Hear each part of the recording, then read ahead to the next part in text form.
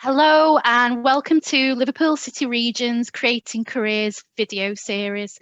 We're really looking forward to an informative and inspiring session, and students should have completed the pre-work that has been set for this webinar.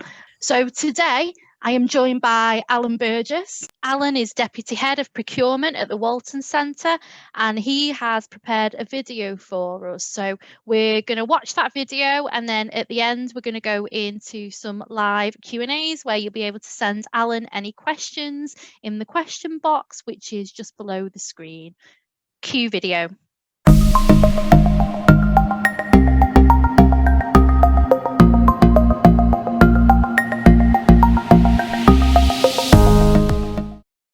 So we look after everything in the trust, so whether it be paper, pens, right up to the implants that go into our patients.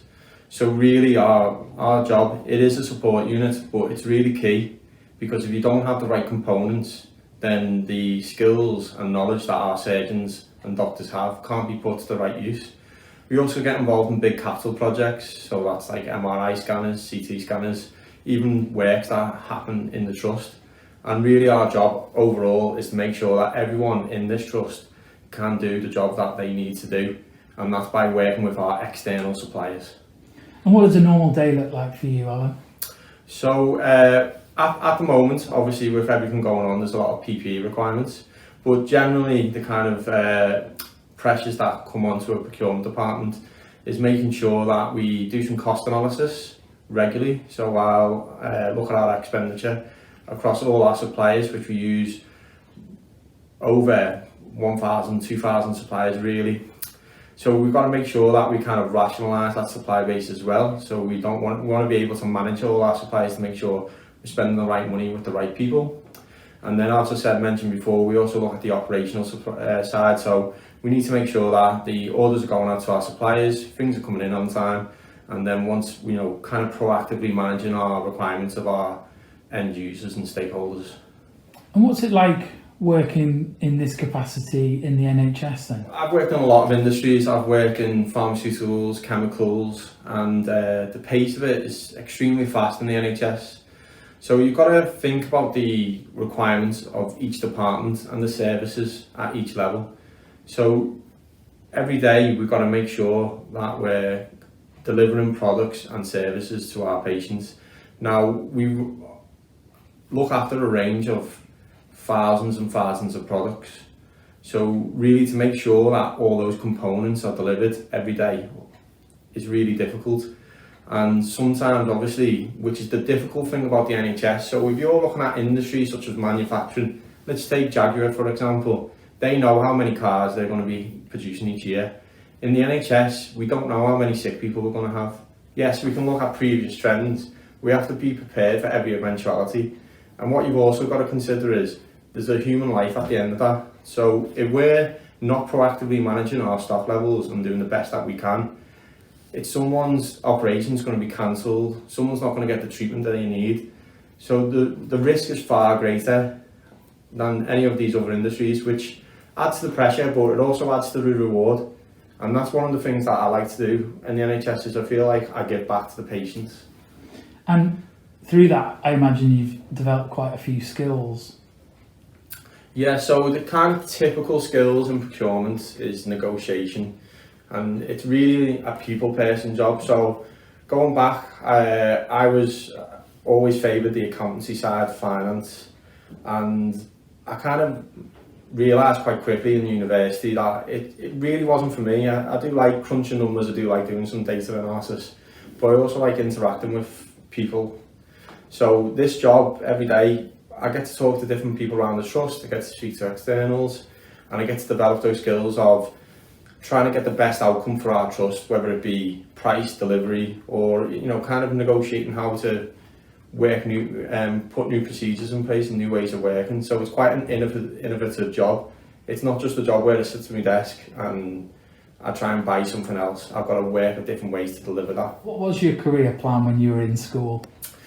To be honest, I was a bit lost at first, but I always valued further education. So I carried on at sixth form, and I completed my A levels. But I still didn't really know what I wanted to do with my life, whether it was an apprenticeship or go on to further education. I transferred from school to Liverpool Community College and spent a further year, which was really good for me. It gave me that time to kind of look at my life and realise what's the next step for me, where do I want to go. I always took a favouritism to business studies, whether it was in school, whether it was in sixth form or college. I always did business studies, and then after completing college I did business management at John Moores University, and within that course you could pick different routes, whether it be finance or procurement, marketing, etc.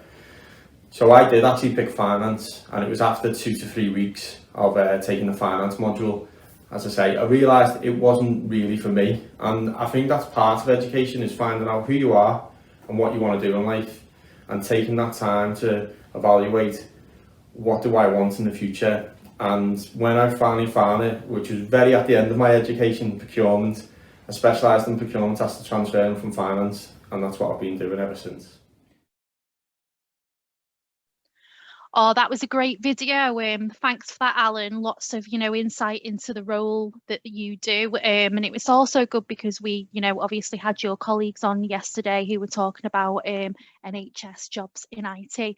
So I guess my first question, which we're asking every panelist who's come onto these sessions, is about COVID, really. So, there's no escaping COVID, and unfortunately, the NHS has been, one of the hardest hitting sectors, really. So my question, I guess, is around, how you've had to adjust your working life, and how your colleagues might have had to adjust in terms of working around COVID.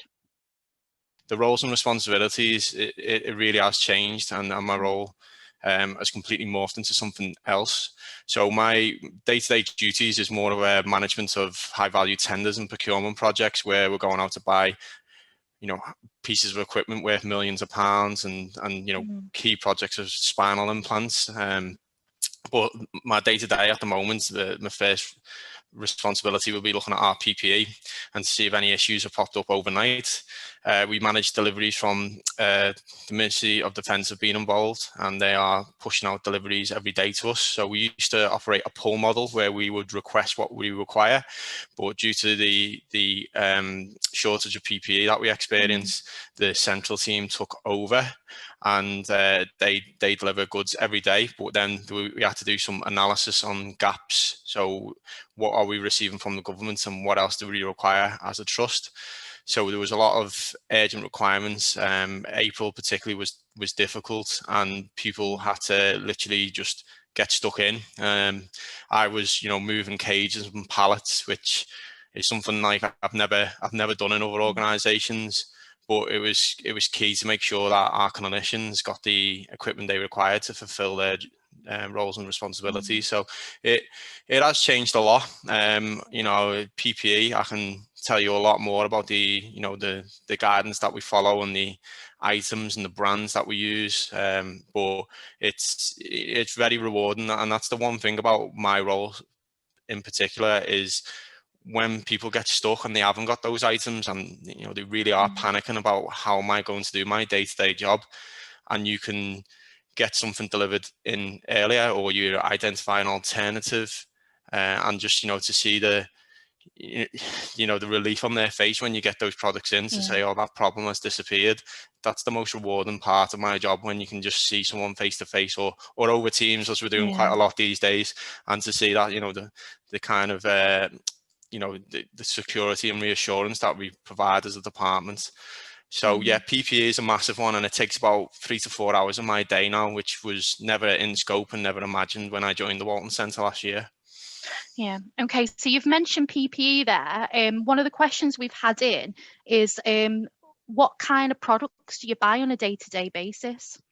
So we buy quite a big range in the NHS. So I work for a number of organisations. And joining the NHS, I was just amazed about the number of suppliers and products that we buy. So obviously in the video I mentioned we buy pens, papers, implants on a kind of short level, but we buy anything that the hospital may need, whether it's screws and bolts to fit things to the wall, bed repairs, contracts. But the main, obviously, the kind of interesting stuff is the surgical side.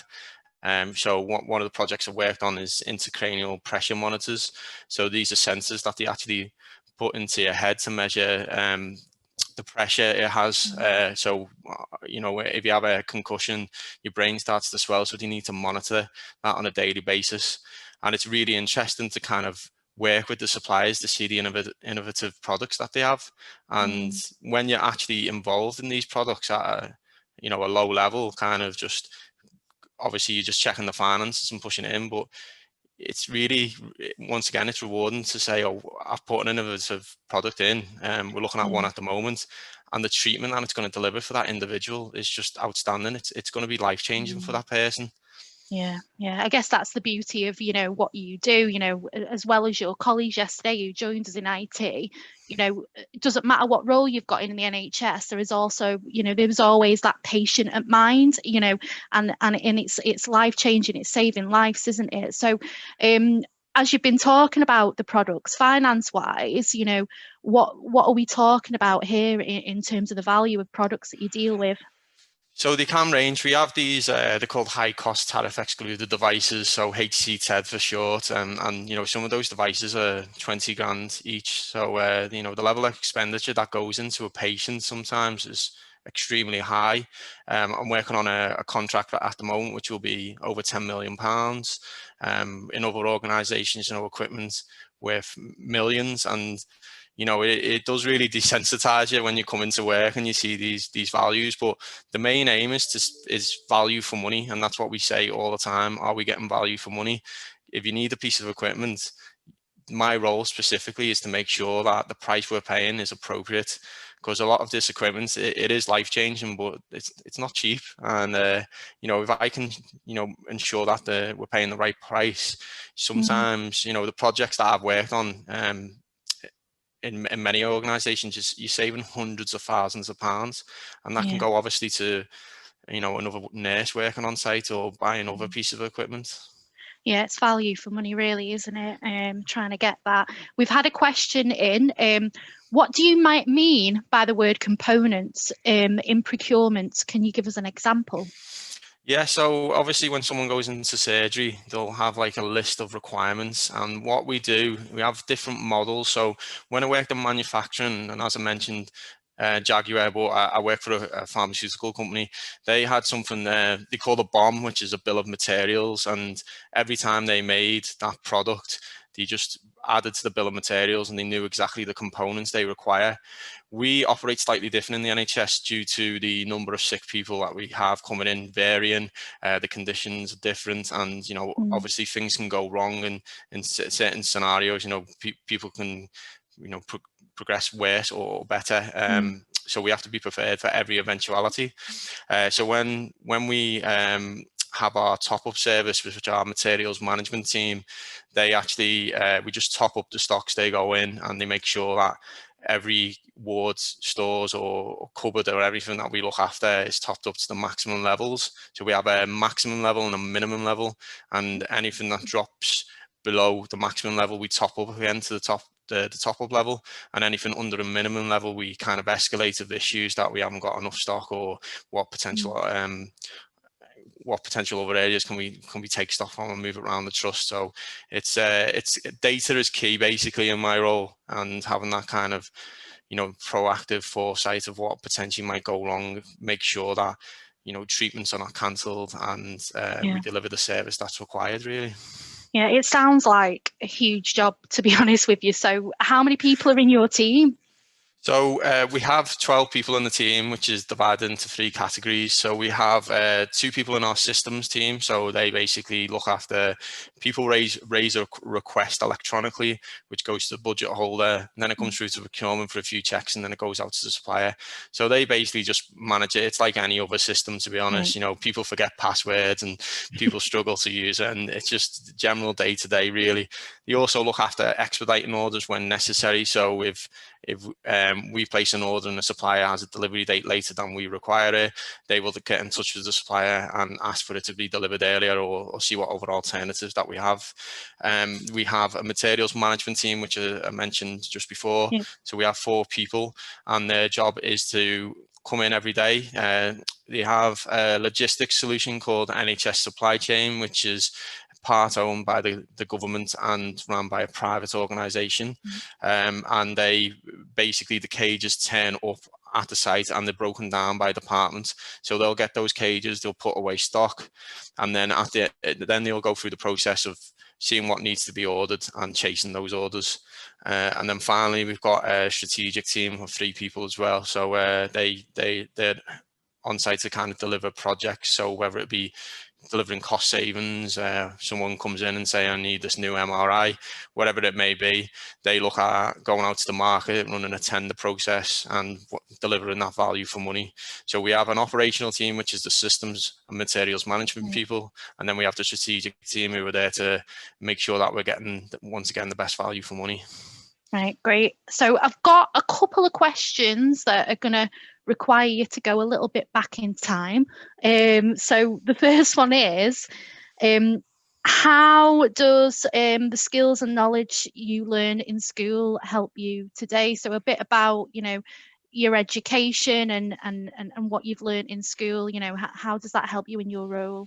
So obviously the basics, which I think everyone should push, is maths and English. And not many people know I failed my GCSE English language 3 times. I passed on the 4th, and I always put to people that, you know, just because you fail it once doesn't mean you should walk away.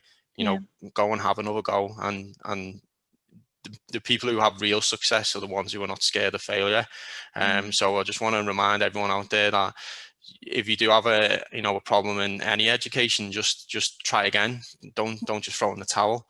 So basically, I think there was a lot of people, as I say the maths and English, but one of the big one is I have a background in sports coaching and PE, and that kind of taught me the basics of presentations, you know, standing in front of people. And going back to that failure thing, people look at, you know, if you kick a ball and it goes the wrong way, you don't get annoyed, you have another go. So those kind of environments that I worked in, voluntary as well, helped towards my career, because I did get nervous talking in front of people. And then I remembered, you know, back in school, I used to speak in front of the class, 30 people. You know, I used to run sports coaching sessions, and I had no issue of, you know, standing in front of people and expressing my opinion. But I get nervous now. It's one of those things, but any skill can be mastered. And as I say, there's anything that you learn in school, it's funny, it does pop into your head later on. You know, the IT lessons that you have, the maths and English, you know, even kind of, you know, history and stuff like that, that kind of gives you, you know, history is a big thing for me. You know, I mentioned data analysis. Okay, it's not like history as you anticipate, but history is all about kind of learning from past experiences and taking those lessons forward. So yeah, there's a lot of things that you can take from school and implement it into your career.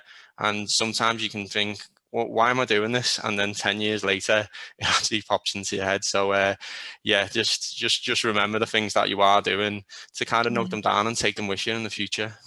Yeah, well, I never would have known that you're nervous about presentation skills, Alan, because you're doing a very good job today. It is. Practice makes perfect. And I was quite fortunate. I've always put my hand up to do something, and I have absolutely bombed. I've had terrible experiences speaking in front of people, but you know, sometimes in your head you make it out to be worse than other people perceive it to be.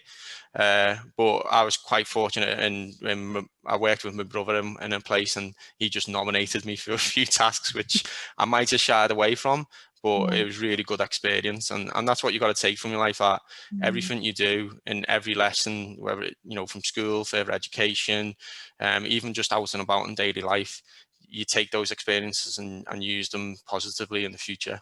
Yeah, it's that feel the fear and do it anyway, isn't it? Yeah. You mentioned in your video that it took you a while to kind of get round to the career that you're doing now. So one of the questions is, when you were younger, what did you want to be when you were older? As I said, I loved my basketball coaching, and it was actually a job of mine for a period of time. But I kind of began to learn that your hobby is not always the best job, because it takes the fun out of being your hobby.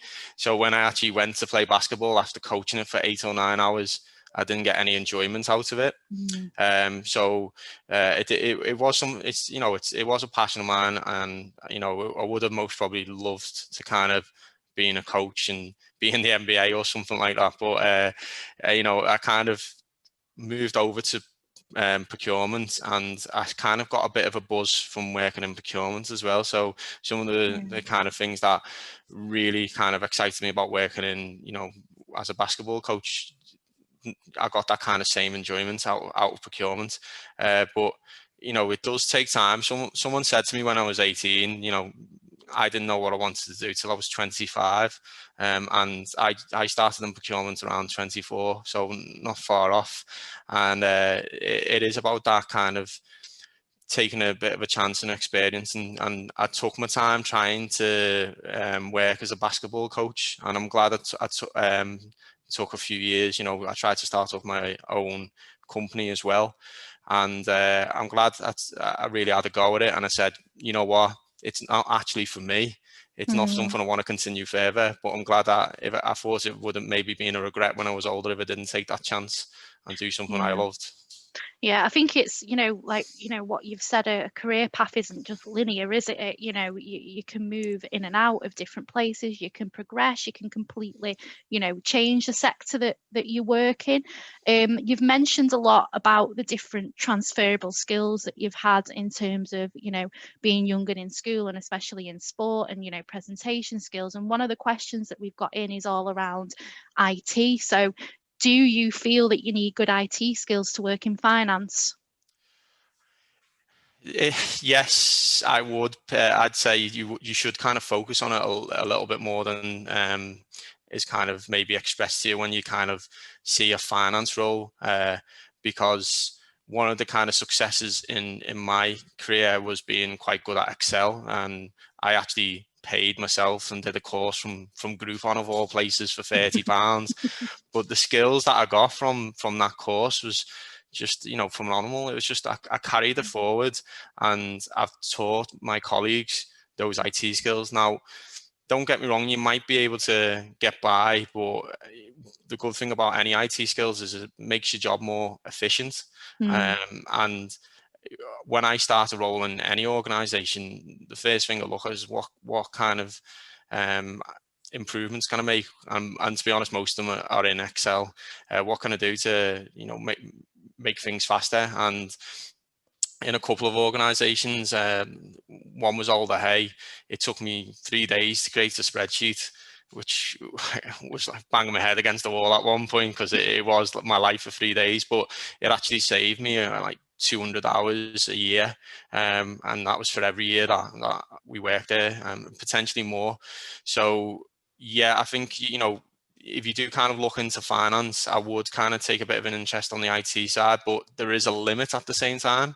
So you do need some IT skills, but don't think that you've got to be able to, code a website or anything special. Just kind of basic stuff as, Excel and Word and those packages is enough, really. Okay, and one last question. At the beginning of this session, we talked about the challenges that the NHS has at the moment, with COVID upon us. What are the main challenges to your role, and and is it stressful? I think any fast-moving organization can be stressful. Things can go wrong, but there's levels of stress. There's stress beyond belief, and there's just I'm a bit busy and I've got things to do and deadlines. I think that COVID is completely unprecedented, and hopefully next year it's something that we never experience again in our lifetimes. So it was enjoyable that everyone kind of stepped up during the kind of critical moments. But you know, day to day, I feel like my role is quite manageable. I kind of look to the future. So I'll create a work plan and I'll look over the next 12 months, 18 months and strategy. So we talk a lot about COVID, and it is kind of day to day, looking till tomorrow, next week, the week after. Just because things are fluctuating so much, you can't put those plans in place. But day to day, my role is quite manageable, and you know, I'm working this £10 million contract I mentioned that I'm working on. That needs to be delivered in October 2021. So I've got a full 12 months. But there's just a lot of work to do in those 12 months, so it is quite manageable. It's just when certain items are out of stock and we need to find a quick resolution is when my role completely changes. So I'm, you know, meant to be very, you know, managing everything perfect, and then we shouldn't have any options. But next thing, you know, 3 patients have come in with the same condition. We don't have enough stock, so what do we do? So that's what I enjoy about my role, is that it's not I get a bit of a mixture of the slow and the fast. So the, you know, the slow big tenders, complex projects, delivery, you know, those kind of big values and implementing big changes to the trust. And then I have the quick reaction kind of tasks that I need to do on a daily basis, which will be like, oh, we've had a problem with this, or we've had I think we had a flood today. We've had a flood near our entrance. So, yeah, who can we get out as a contractor? And all those things that pop up. So I think if it was to, you know, just kind of chugging along slowly, it wouldn't be for me, and it is for other people. So this is another thing in the career is I said I moved from finance to procurement, and for me that kind of faster pace every now and again is really suitable. And I did say, you know, I have said to people, the COVID crisis, you know, it's been terrible for a lot of people, but I have enjoyed kind of the quick reaction and kind of the rewarding side of making people get the stuff they require. So who supports you when times are tough in work then? So, well, this is the thing that you find out, like, obviously you've got your direct line managers, but I think over the past 6 months, we really have come together. So I have a e-procurement and materials manager, who's one of my direct reports, and he's fantastic. You know, I could call him at 11 o'clock at night and he'd answer the phone, and he's always there. I'm my manager, you know, Katie's exactly the same. You know, if I have to call on the weekend, she's more than happy to be there if needed. That doesn't happen all the time, but other people around the trust, really, you know, you could see the pressures within the department, and a lot of people popped in just to make sure we were okay. I had the director of workforce and a few other heads of departments just pop in just to say, is everything okay, and what you need? And a few people transferred into the department temporarily to offer their services. So yeah, really, really positive that as a whole organisation, the Walton Centre come together, and there's always someone there. If there's not someone in my department, if it's not one of my direct line managers, not someone in finance, there's always someone outside the department. And we also have a freedom to speak up guardian in the trust, and that is just someone who anyone can just raise issues with. So if you find it really stressful or you need additional help and you don't feel like you're getting it, you can always go to this person and just have a confidential conversation. So there is always that support. Oh, brilliant. Great. Well, Alan, you'll be happy to know that's the end of your questions. Okay. It was my first time hosting our Creating Careers today, and you've made it really, really simple for me. And I've really enjoyed talking to you. So again, you know, thanks for joining us today. I'm sure the students have got a lot from it. So thank you, Alan. Yeah, likewise. And obviously, I'm happy to answer any questions after today. So if anyone has a question, you know, 5 o'clock tonight, if you want to send an email and get it to me, I'm happy to respond anytime. Oh, perfect. Thanks so much for that, Alan. Great. So really, really informative, and another session from our Walton Centre. And I just want to say again, thanks to Alan for coming on today. Students, don't forget our Creating Careers roadmap so that you can evaluate today's session. please go to our website where you will find our employer videos and our YouTube channel and all of our student resources that go along with all of our sessions. So our website is www.growthplatform.org/talent/careers hub. So any questions about our session today and any questions that you want us to pass on to Alan, you can email us at careershub@growthplatform.org. And that's the end of the session. Thank you very much. Thank you. Bye.